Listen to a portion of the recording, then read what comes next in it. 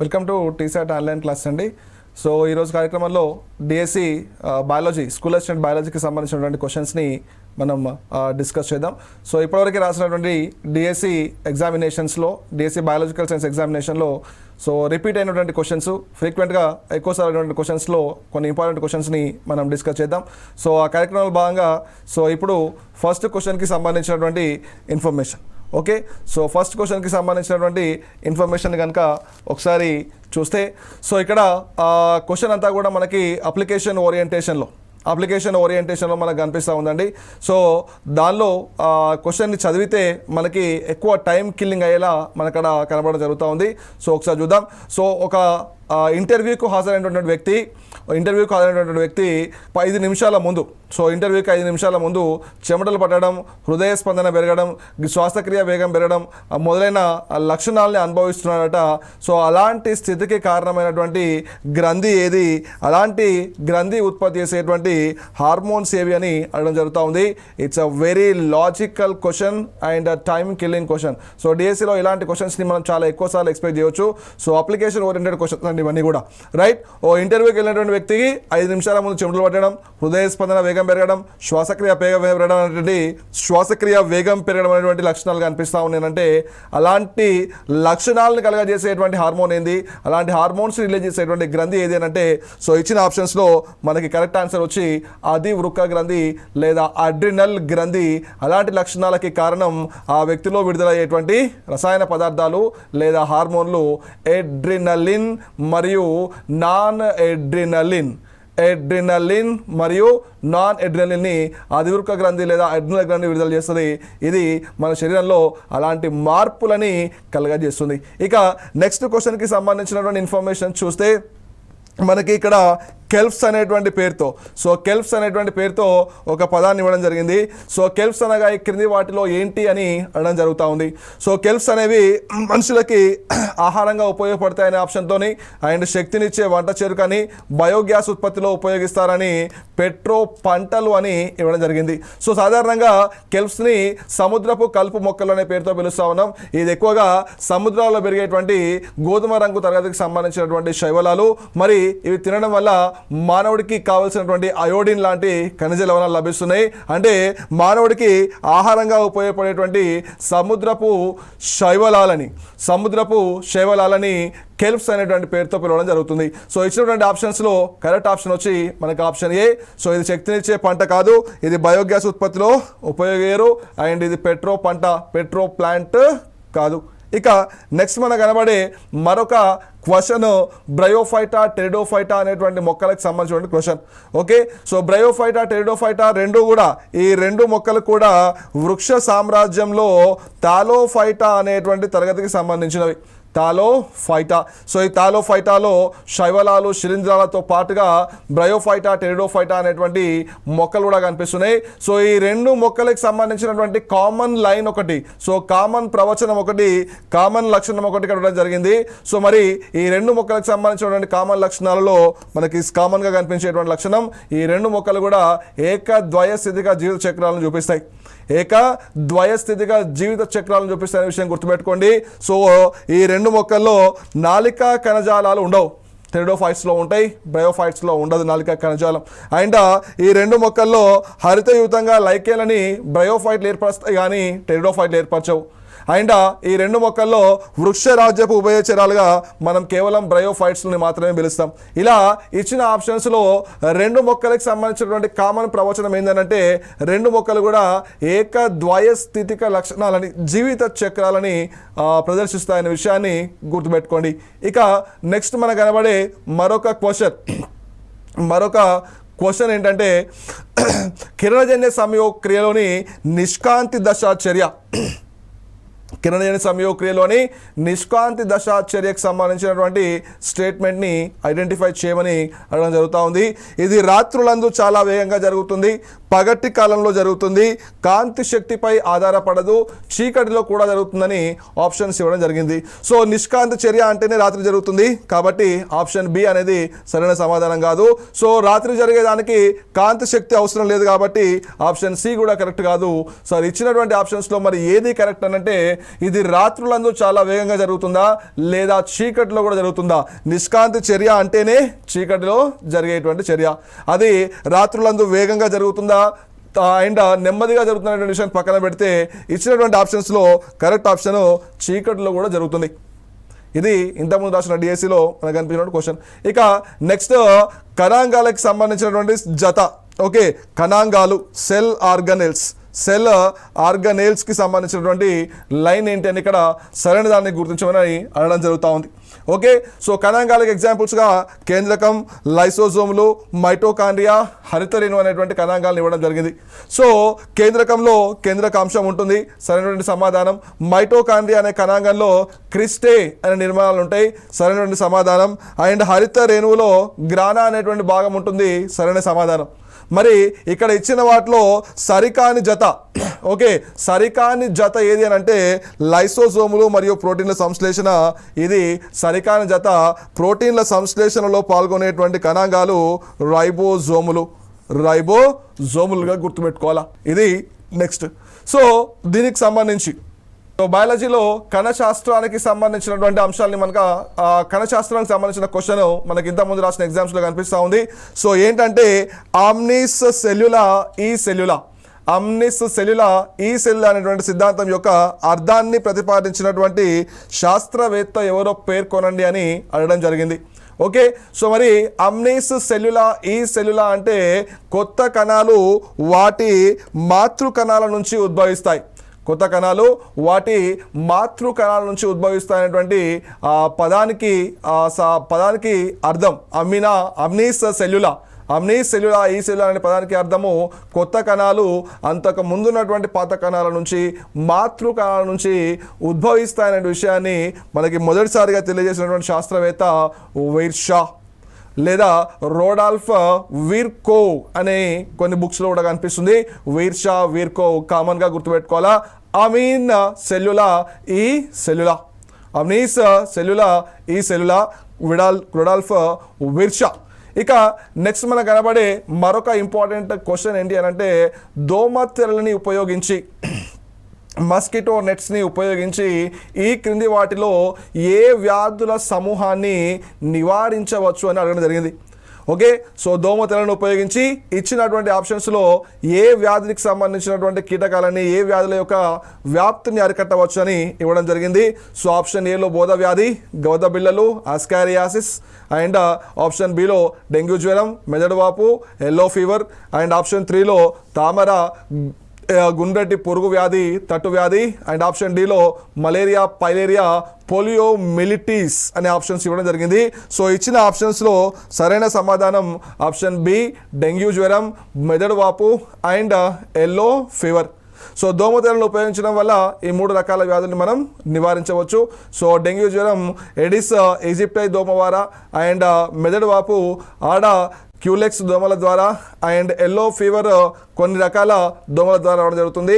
So దానికి ఆ 3 రకాల వ్యాధుల నివారణకి దోమతెరలను వాడడం జరుగుతుంది. ఇక నెక్స్ట్ మనకు కనబడే మరొక ముఖ్యమైన క్వశ్చన్ ఏంటంటే కొన్ని శిలీంధ్రాలు ఉన్నత స్థాయి మొక్కల వేళ్లతో సహవాసం చేసి ఏర్పరచుకునేటువంటి నిర్మాణం. ఓకే, సో ఈ క్వశ్చన్కి సరైనటువంటి సమాధానం శిలీంధ్ర మూలాలు. ఓకేనా, సో వీటిని మనం మైకోరైజా అనేటువంటి పేరుతో పిలుస్తా ఉన్నాం. ఒక శిలీంధ్రం ఒక మొక్క వేర్లతో సహజీవనం ఏర్పరచుకుంటే ఏర్పడేవి శిలీంధ్ర మూలాలు. ఒక శైవలం ఒక శిలీంధ్రంతో కలిసి సహజీవనం చేస్తే ఏర్పడేది లైకేన్గా గుర్తుపెట్టుకోవాలా. సో ఇలాంటి కొంచెం కన్ఫ్యూజింగ్ క్వశ్చన్స్ నుంచి మనం జాగ్రత్తగా క్వశ్చన్ అటెంప్ట్ చేసే ప్రయత్నం చేయాలి. ఇక నెక్స్ట్ మనకు కనబడే మరొక క్వశ్చన్ మానవుడి రక్త ప్రసరణ వ్యవస్థకి సంబంధించి. సో క్షీరదాల హృదయంలో 4 గదులలో ఉండే వివిధ శరీర భాగాల నుండి వచ్చినటువంటి రక్తం ఎక్కడ ప్రారంభమై ఎక్కడి వరకు చేరుతుందనేటువంటి వరుస క్రమాన్ని అడగడం జరిగింది. ఓకే, సో శరీర భాగాల నుండి వచ్చినటువంటి రక్తం సో హృదయంలోని 4 గదులలో ఏ గదుల నుంచి, ఓకేనా, సో ఏ గదుల నుంచి మొదటగా ఏ గదుల నుంచి చివరిగా వెళ్ళడం జరుగుతూ ఉంది అని అంటే సో ఇచ్చిన ఆప్షన్స్లో కరెక్ట్ ఆప్షన్ వచ్చి ఆప్షన్ ADBC. సో మానవుడి యొక్క శరీరంలో రక్త ప్రసరణ వ్యవస్థ రక్తం కుడి కర్ణిక నుంచి ఎడమ జఠరికకి, కుడి కర్ణిక నుంచి ఎడమ జఠరికలోకి, ఆ తర్వాత ఎడమ జఠరిక నుంచి ఎడమ కర్ణికలోకి చేరడం జరుగుతుంది. ఓకేనా. సో కుడి కర్ణిక నుండి కుడి జఠరిక, ఆ విధంగా ఎడమ జఠరిక నుంచి ఎడమ కర్ణికలోకి ఈ వరుస క్రమం అనేది కనిపిస్తూ ఉంది. మరి మానవుడిలో ద్వివలయ రక్త ప్రసరణ వ్యవస్థ, క్షీరదాలలో 4 గదులుండి ద్వివలయ రక్త ప్రసరణ వ్యవస్థ కనిపిస్తూ ఉంది. ఇక నెక్స్ట్ క్వశ్చన్ కనుక చూస్తే ఇది ప్రథమ చికిత్స అనేటువంటి టాపిక్కి సంబంధించినటువంటి క్వశ్చన్ అండి. సో మరి సన్ స్ట్రోక్కి, సో వడదెబ్బకి కారణం ఈ క్రింది వాటిలో ఏది అని అడగడం జరిగింది. సో మరి వడదెబ్బకి ప్రధానమైనటువంటి కారణం శరీరానికి చెమట పట్టకపోవడం కాదు, సో రక్తపీడనం తగ్గడం కాదు, వేసవిలో మండే సూర్యుడు కాదు. మరి వడదెబ్బకు ప్రధానమైనటువంటి కారణం మానవుడి యొక్క శరీరంలో ఉష్ణోగ్రతని నియంత్రించేటువంటి యంత్రాంగం విఫలమవ్వడం. మానవుడిలో శరీరంలో ఉష్ణోగ్రతను నియంత్రించేటువంటి యంత్రాంగం విఫలం అవ్వడాన్ని మనం వడదెబ్బకి ప్రధానమైన కారణంగా చూడవచ్చు. ఇక నెక్స్ట్ మనం కనుక చూస్తే, సో నెక్స్ట్ క్వశ్చన్ కనుక మనం చూస్తే, సో ఇది యూనిట్ 9కి సంబంధించి, so advanced trends in biology, so ఆధునిక జీవశాస్త్రంలో ఆధునిక ధోరణులు అనేటువంటి టాపిక్కి సంబంధించిన క్వశ్చన్ అండి. సో సూపర్ ఓవ్యులేషన్ అనే విధానంలో ఆవులకి ఎక్కించేటువంటి క్షీరాన్ని గర్భంతో ఉండేటువంటి ఆడ గుర్రం నుంచి సేకరించడం జరుగుతుంది.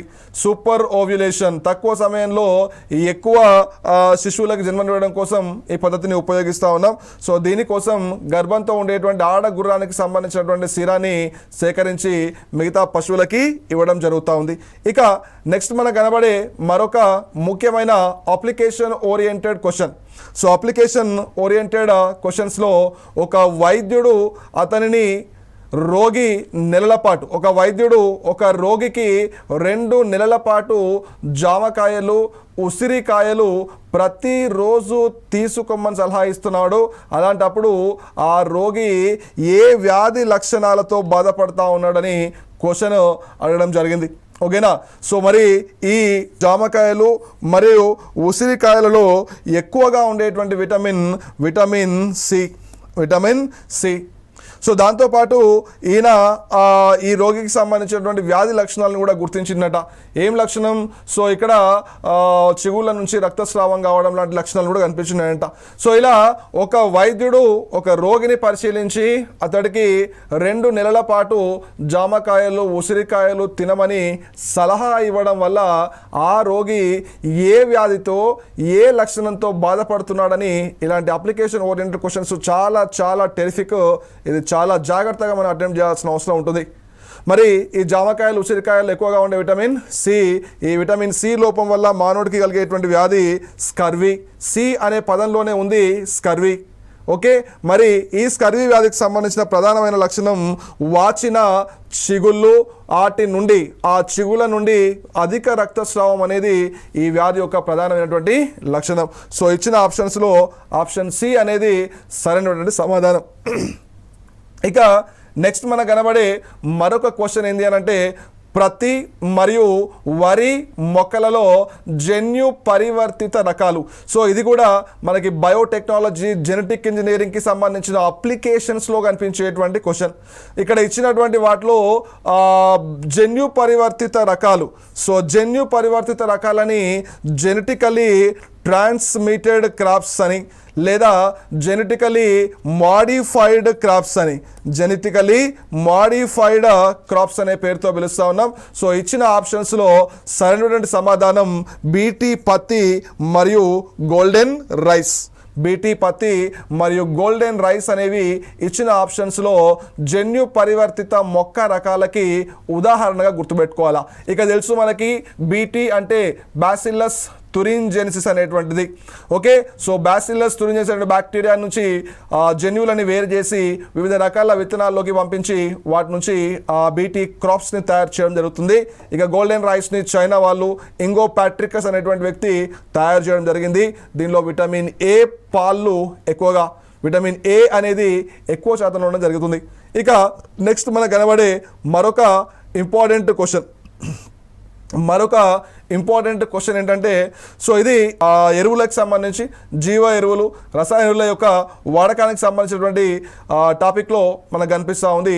సో వ్యర్థ పదార్థాలని కంపోస్ట్ ఎరువుగా మార్చడంలో ఉపయోగించేటువంటి జీవులు. సో వ్యర్థ పదార్థాలని కంపోస్ట్ ఎరువులుగా మార్చడంలో ఉపయోగపడేటువంటి జీవుల్లో option A is the correct answer. So బ్యాక్టీరియాలు, మిథనోకోకస్ లాంటి బ్యాక్టీరియాలు, అదేవిధంగా వానపాములు, అదేవిధంగా శిలీంధ్రాలు. సో వానపాములకు సంబంధించినటువంటి ఎరువుని మనం వర్మీ కంపోస్ట్ అనే పేరుతో పిలుస్తూ ఉన్నాం. వానపాములకు సంబంధించిన ఎరువుని వర్మీ కంపోస్ట్ అనే పేరుతో, వానపాములకి సంబంధించినటువంటి పెంపకాన్ని వర్మీ కల్చర్ అనే పేరుతో పిలుస్తూ ఉన్నాం. సో ఇక్కడ వ్యర్థ పదార్థాలు అంటే ఆవు పేడకు సంబంధించినటువంటి విషయాలు కావచ్చు, లేదా మొక్కలకు సంబంధించిన వ్యర్థ భాగాలు. సో ఈ వ్యర్థ పదార్థాలన్నింటినీ కూడా కంపోస్ట్ ఎరువుగా మార్చడంలో ఎక్కువగా తోడ్పడేవి బ్యాక్టీరియాలు, వానపాములు మరియు శిలీంధ్రాలు. ఇక నెక్స్ట్ మనకు కనబడే మరొక ఇంపార్టెంట్ క్వశ్చన్ ఏంటంటే సో ఈ క్రింద ఇవ్వబడినటువంటి వాటిలో బయోడిగ్రేడబుల్ అంటే నేలలోకి వెళ్ళిన తర్వాత కూడా తొందరగా కరిగిపోయేటువంటి చీడనాశిని ఏంటి అని అడగడం జరిగింది. అదేవిధంగా అది ఎక్కడి నుంచి లభిస్తుందని అడగడం జరిగింది. సో దీనికి సరైనటువంటి ఆన్సరు పెరిథ్రిన్ మరియు క్రైసాంతిమం అనేటువంటి మొక్క నుంచి లభిస్తుంది. పైరిథ్రిన్ అనే ఒక పీడ నాశినిని బయోడిగ్రేడబుల్ మెటీరియల్గా వాడుతూ ఉన్నాం. ఇది ఎక్కువగా క్రైసాంతిమం అనేటువంటి మొక్కల నుంచి మనకి లభించడం జరుగుతూ ఉంది. ఇక నెక్స్ట్ మనకు కనబడే మరొక ఇంపార్టెంట్ క్వశ్చన్ సెల్ బయాలజీకి సంబంధించి, కణ శాస్త్రానికి సంబంధించి కణాలు, కణాంగాల సూక్ష్మ నిర్మాణాన్ని అధ్యయనం చేయడానికి ఉపయోగించే సూక్ష్మదర్శినిని తయారు చేసింది ఎవరు? ఓకే, సో మైక్రోస్కోప్స్లో చాలా రకాల మైక్రోస్కోప్స్ ఉన్నాయి. దానిలో సరళ సూక్ష్మదర్శిని, సంయుక్త సూక్ష్మదర్శిని మరియు ఎలక్ట్రాన్ సూక్ష్మదర్శిని రకాలు కనిపిస్తూ ఉన్నాయి. ఇలా కణాలు, కణాంగాల సూక్ష్మ నిర్మాణాన్ని మైక్రో లెవెల్లో చూడడానికి ఉపయోగించేది ఎలక్ట్రాన్ మైక్రోస్కోప్. అలాంటి ఎలక్ట్రాన్ మైక్రోస్కోప్ని మొదటిసారిగా తయారు చేసినటువంటి వ్యక్తులు నాల్ మరియు రస్కా అనేటువంటి శాస్త్రవేత్తలు ఈ మైక్రోస్కోప్ని తయారు చేయడం జరిగింది. ఇక నెక్స్ట్ క్వశ్చన్కి సంబంధించినటువంటి ఇన్ఫర్మేషన్ చూస్తే సో ఇది మొక్కకి సంబంధించినటువంటి వివిధ జీవులతో సహజీవనానికి సంబంధించినటువంటి క్వశ్చన్ అండి. వృక్షోప లేదా వృక్ష సహజీవన భాగస్వాములని మనకు క్వశ్చన్ ఇవ్వడం జరిగింది. ఓకేనా, సో వృక్ష సహజీవన భాగస్వాములు అని క్వశ్చన్ ఇవ్వడం జరిగింది. ఇది చాలా కాంప్లికేటెడ్ అండ్ అర్థమైనట్టే అనిపించి చాలా తికమగ పెట్టేటువంటి క్వశ్చన్. ఇది ఇంతకుముందు రాసిన డిఎస్సి ఎగ్జామ్స్లో మనకు కనిపిస్తుంది. రైజోబియం బ్యాక్టీరియా, క్లోరెల్లా శైవలం, అండ్ ఫైకోబాయింట్స్ అంటే శైవలం, పెన్సిలియం అంటే శిలీంధ్రం, అండ్ మైకోబాయింట్ అంటే శిలీంధ్రం, ఆస్పర్జిల్లస్ కూడా శిలీంధ్రమే. మరి వృక్ష సహజీవనానికి బెస్ట్ ఎగ్జాంపుల్ ఎవరు అని అంటే లైకెన్ అంటే ఒక శైవల భాగం, ఒక శిలీంధ్ర భాగం, ఒక శిలీంధ్ర భాగం ఉండాలా. మరి ఈ లైకేన్ నిర్మాణంలో శైవల భాగాన్ని ఫైకోబాయింట్ అని, శిలీంధ్ర భాగాల్ని మైకోబాయింట్ అనే పేరుతో పిలుస్తూ ఉన్నాం.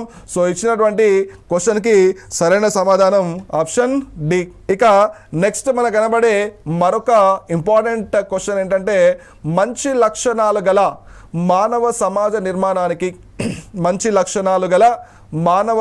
నిర్మాణానికి మానవ పుట్టుక అనంతరం దృశ్య రూపాలని చక్కదిద్దేటువంటి ప్రక్రియలకి సంబంధించిన జన్యుశాస్త్ర విభాగాలు యూజెనిక్స్ అండ్ యూఫెనిక్స్. సో ఈ క్వశ్చన్లో చాలా కాంప్లికేషన్స్ ఉంటాయి, జాగ్రత్త గుర్తుపెట్టుకోవాలా. బయోజెనిక్స్, బయోఫినిక్స్ కాదు, eugenics and euphenics. So eugenics వల్ల ఆ శాస్త్రం ఏం చేస్తుంది? మంచి లక్షణాలు గల మానవ నిర్మాణం పుట్టుక తర్వాత దృశ్య రూపాలని చక్కదిద్దడానికి తోడ్పడుతుంది. సో ఫైనల్గా యూఫెనిక్స్ రెండు కూడా జన్యు శాస్త్ర శాఖలు. These are the branches of జెనెటిక్స్గా గుర్తుపెట్టుకోవాలా. ఇక నెక్స్ట్ మనకు కనబడే మరొక ఇంపార్టెంట్ క్వశ్చన్ ఏంటంటే జీవ వైవిధ్యంలో భాగంగా ఓకే, సో బయోడైవర్సిటీలో భాగంగా, జీవ వైవిధ్య సంరక్షణలో భాగంగా, okay, so in the conservation of బయోడైవర్సిటీలో భాగంగా వేరుశెనగ, బఠానీ, రాగి, జొన్న మొక్కలకి సంబంధించిన బీజ ద్రవ్యాలని, జెర్మ్ ప్లాజమ్స్ని భద్రపరుస్తున్న సంస్థ ఏది అని క్వశ్చన్ ఇవ్వడం జరిగింది.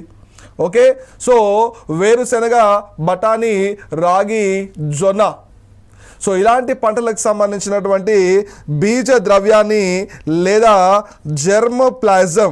జెర్మ్ ప్లాజంను ఉపయోగించి మనం అనేక సంకర రకాలను ఉత్పత్తి చేయొచ్చు. ఇలాంటి మొక్కలకు సంబంధించిన బీజ ద్రవ్యాలని భద్రపరిచేటువంటి సంస్థ మన హైదరాబాద్లో ఉన్న international crop research institute for semi arid traffics. Option below international crop research institute for semi arid traffics, ఇది హైదరాబాద్లో ఉంది. ఇది అర్ధశుష్క పంటలైన వేరుశెనగ, బఠానీ, రాగి, జొన్న లాంటి మొక్కల బీజ ద్రవ్యాలని సంరక్షిస్తుంది. రైట్, ఇక నెక్స్ట్ మనకు కనబడే మరొక క్వశ్చన్. సో ఇది వ్యవసాయానికి సంబంధించినటువంటి క్వశ్చన్. పంట పొలాల నుండి కలుపు మొక్కలని తొలగించాలి ఎందుకంటే, సో ఇక్కడ చూడండి, మిగతా కాంపిటేటివ్ ఎగ్జామ్స్తోని కంపేర్ చేస్తే డిఎస్సి ఎగ్జామినేషన్స్లో అప్లికేషన్ ఓరియంటెడ్ క్వశ్చన్స్ అనేవి మనకి ఎక్కువగా కనిపిస్తూ ఉంటాయి, డైరెక్ట్ క్వశ్చన్స్ కన్నా అప్లికేషన్ క్వశ్చన్స్. సో అలా క్వశ్చన్ని జాగ్రత్తగా చదవడం, క్వశ్చన్ని జాగ్రత్తగా అటెంప్ట్ చేయడం అనేది ఇంపార్టెంట్. ఓకే, సో పంట పొలాల నుండి కలుపు మొక్కలు ఎందుకు తొలగించాలి? పోషకాల కోసం పంట మొక్కలతో పోటీ పడతాయి, పంట దిగుబడిని తగ్గిస్తాయి, రకరకాల వ్యాధులకి వాహకాలుగా పనిచేస్తాయి, పరిసరాలను పరిశుభ్రంగా ఆరోగ్యంగా ఉంచుతాయి. సో ఇక్కడ మనం చూసినటువంటి ఆప్షన్స్లో ఫస్ట్ 3. ఓకే, సో పోషకాల కోసం మనం ఏదైనా పంటకి యూరియా లాంటి పదార్థాన్ని వేసినప్పుడు అది కూడా ఎక్కువగా అబ్జర్వ్ చేసేసి ఆ పంటతో పాటుగా పోటీకి వస్తుంది, అంటే option A is correct. And పంట దిగుబడిని తగ్గిస్తాయి, ఆటోమేటిక్గా కలుపు మొక్కలు పెరిగితే వన్య మొక్కల యొక్క కెపాసిటీ తగ్గుతుంది. అండ్ అదేవిధంగా అనేక రకాల వ్యాధులకి వాహకాలుగా పనిచేస్తూ ఉన్నాయి. అంటే ఇచ్చిన ఆప్షన్స్లో సరైనటువంటి సమాధానం option D, ABC. Okay, so next question మనకి సూక్ష్మజీవశాస్త్రం ప్రకారం అకార్డింగ్ టు మైక్రోబయాలజీ సూక్ష్మజీవులన్నింటినీ కూడా ఈ విధంగా పరిగణిస్తారని మనకు ఆప్షన్స్ ఇవ్వడం జరిగిందండి. సో సూక్ష్మజీవులని టాక్సిస్ ఫ్యాక్టరీస్ అని, బయాలజికల్ ఫ్యాక్టరీస్ అని, మినిమేచర్ కెమికల్ ఫ్యాక్టరీస్ అని, మినిమేచర్ పొల్యూషన్ ఫ్యాక్టర్స్ అని పిలవడం జరుగుతూ ఉంది. మరి ఇచ్చినటువంటి ఆప్షన్స్లో సరైనటువంటి సమాధానం మినిమేచర్ కెమికల్ ఫ్యాక్టరీస్.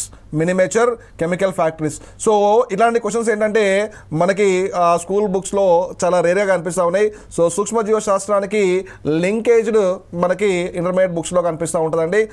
వీటిని రెండింటిని బేస్ చేసుకొని మన ప్రిపరేషన్ అనేది జాగ్రత్తగా ముందుకు పోవాల్సిన అవసరం ఉంటుంది. సో సూక్ష్మజీవ శాస్త్ర ప్రకారం సూక్ష్మజీవులన్నీ కూడా ఎలాంటి జీవులు అని అంటే మినిమేచర్ కెమికల్ ఫ్యాక్టరీస్గా గుర్తుపెట్టుకోవాలి. ఇక నెక్స్ట్ క్వశ్చన్కి సంబంధించిన ఇన్ఫర్మేషన్ చూద్దాం. ఓకేనా, రైట్. సో రైతులకి అందుబాటులో ఉంటున్న ఉత్తమ సస్య ప్రజన విధానం ఏది? రైతులకి అందుబాటులో ఉండేటువంటి ఉత్తమ సస్య ప్రజనన విధానం ఏది అని అంటే బహుస్థితిక సస్య ప్రజనంగా గుర్తుపెట్టుకోవాలి. ఓకేనా, సో రైతులకి బహుస్థితిక మొక్కలే అంటే ఎక్కువ క్రోమోజోమ్లు కలిగినటువంటి మొక్కల వల్ల ఎక్కువ వన్య రకాలు, ఎక్కువ వెరైటీస్ని ప్రొడ్యూస్ చేయడం జరుగుతూ ఉంది శాస్త్రవేత్తలు. సో ఇచ్చినటువంటి ఆప్షన్స్లో బహుస్థితిక సస్య ప్రజనం అనేది రైతులకి అందుబాటులో ఉండేటువంటి అతి ముఖ్యమైన విధానంగా గుర్తుపెట్టుకునే ప్రయత్నం చేయండి. ఇక నెక్స్ట్ మనకు కనబడే మరొక ముఖ్యమైనటువంటి అంశం యూనిట్ 1కి సంబంధించిన శాస్త్రవేత్తలకు సంబంధించిన అంశం. సో మొదటిసారిగా ఆవృత బీజ మొక్కలు అంటే యాంజియోస్పర్మ్స్లో ఫలదీకరణ ఫెర్టిలైజేషన్ని పరీక్షా నాళికలో టెస్ట్ ట్యూబ్లో జరిపినటువంటి భారతీయ వృక్ష శాస్త్రవేత్త ఎవరు అని అడగడం జరుగుతూ ఉంది. మరి ఆవృత బీజాలకు సంబంధించినటువంటి మొక్కల్లో ఫలదీకరణ ద్వారా పరీక్షా నాళికలో కొత్త మొక్కల ఉత్పత్తి జరుగుతుంది అనే విషయాన్ని పరస్థానిక ఫలదీకరణం అనేటువంటి అంశాన్ని ఆధారంగా చేసుకొని ఇన్విట్రో ఫెర్టిలైజేషన్ని మొదటిసారిగా డెవలప్ చేసినటువంటి శాస్త్రవేత్త ఆచార్య పి మహేశ్వరిగా గుర్తుపెట్టుకోవాలా. రైట్, ఇక ఇచ్చిన ఆప్షన్స్లో టిఎస్ వెంకటరామన్, ఈయన చెరుకు రకాలని బ్రీడ్ చేయడం జరిగింది. అండ్ ఎంఎస్ స్వామినాథన్, భారతదేశ హరిత విప్లవ పితామహుడు. Birbal Sahni, father of fossils or the father of పెలియో బాటనీగా మనం పిలవడం జరుగుతూ ఉంది. సో ఇచ్చిన ఆప్షన్స్లో సరైన సమాధానం ఆచార్య పి మహేశ్వరి, పంచునాన్ మహేశ్వరి. ఇక నెక్స్ట్ మనకు కనబడే మరొక ఇంపార్టెంట్ క్వశ్చన్. సో ఇది కణజాల వర్ధనానికి సంబంధించి, టిష్యూ కల్చర్కి సంబంధించినటువంటి క్వశ్చన్. సో ఎక్స్ ప్లాంట్ అనేది ఈ క్రింది వాటిలో మొక్కల్లో నిర్ణీత జన్యువును వ్యక్తపరిచేటువంటి భాగం, మొక్కల సూక్ష్మ వ్యాప్తిలో ఉపయోగపడే మొక్క యొక్క భాగం, అలాగే చనిపోయిన మొక్క అని ఆప్షన్స్ ఇవ్వడం జరిగింది. మరి ఎక్స్ ప్లాంట్ అనేది కణజాల వర్ధనంలో ఉపయోగించే మొక్కలోని ఏదో ఒక భాగం, అది సూక్ష్మ వ్యాప్తిలో ఉపయోగించి దాని నుండి ఎక్కువ మొక్కలని ఉత్పత్తి చేయడం జరుగుతూ ఉంది. దాన్నే మనం కణజాల వర్ధనం అనే పేరుతో పిలుస్తా ఉన్నాం. రైట్, ఇక నెక్స్ట్ మనకు కనబడే మరొక ఇంపార్టెంట్ క్వశ్చన్ జెనెటిక్స్కి సంబంధించి లేదా జీవ కణాలకి సంబంధించి. వృక్ష జంతు రాజ్యాలకు చెందిన కేంద్రక పూర్వజీవులలో ఉండే జన్యు పదార్థం ఏది అని అడగడం జరిగింది. ఓకే, సో వృక్ష జంతు సామ్రాజ్యాలకి సంబంధించిన కేంద్రక పూర్వజీవులలో ఉండే జన్యు పదార్థం.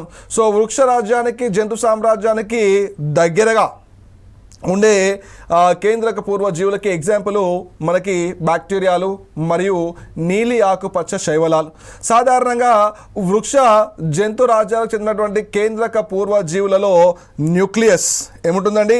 న్యూక్లియస్ ప్లేస్లో న్యూక్లియాయిడ్ ఉంటుంది. మరి డిఎన్ఏ, ఆర్ఎన్ఏ రెండిట్లో ఏదో ఒకటి మాత్రమే ఉంటుందా, రెండు ఉంటాయా అంటే రెండు ఉంటున్నాయండి. అంటే ఇచ్చిన ఆప్షన్స్లో కరెక్ట్ ఆన్సర్ వచ్చి ఆప్షన్ డి, డిఎన్ఏ ఆర్ఎన్ఏ రెండు ఉండే అవకాశం ఉంది. ఓకేనా? సో కేంద్రక పూర్వజీవుల్లో డిఎన్ఏ ఉండొచ్చు, ఆర్ఎన్ఏ అయినా ఉండొచ్చు, ఒక్కోసారి రెండు కూడా ఉండొచ్చు. ఓకే, అదేవిధంగా డిఎన్ఏ మాత్రమే ఉంటుంది, ఆర్ఎన్ఏ మాత్రమే ఉంటుందని అంశం ఏమీ లేదు. ఇక నెక్స్ట్ దీంతో పాటుగా మీరు జాగ్రత్తగా గుర్తుంచుకోవాల్సినటువంటి అంశం ఏంటి అని అంటే, సో ఏదైనా ఒక జీవి యొక్క కణంలో డిఎన్ఏ అనేది కేంద్రకం లోపల, ఆర్ఎన్ఏ అనేది కేంద్రకానికి బయట ఉంటుంది. సాధారణంగా వృక్ష కణాల్లో, జంతు కణాల్లో డిఎన్ఏ, ఆర్ఎన్ఏ రెండూ ఉంటాయి.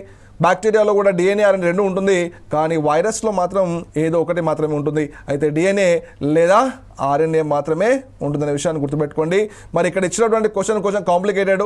సో వృక్ష జంతు రాజ్యాలకు సంబంధించినటువంటి కేంద్రక పూర్వజీవుల్లో డిఎన్ఏ ఉండొచ్చు, ఆర్ఎన్ఏ అయినా ఉండొచ్చు. ఇది ఈ కార్యక్రమంలోని ముఖ్యమైన ప్రశ్నలు. తిరిగి మళ్ళీ మరికొన్ని ప్రశ్నలతో నెక్స్ట్ క్లాస్లో కలుద్దాం.